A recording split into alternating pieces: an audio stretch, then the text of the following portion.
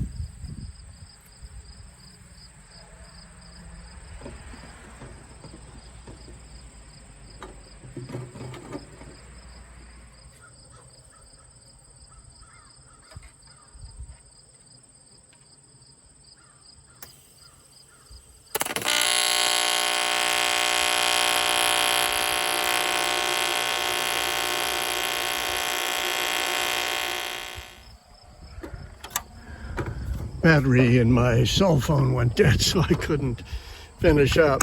But yeah, it's I'll get a couple of somewhat decent welds, and then the wind will come along and take those welds away. But I'm getting there.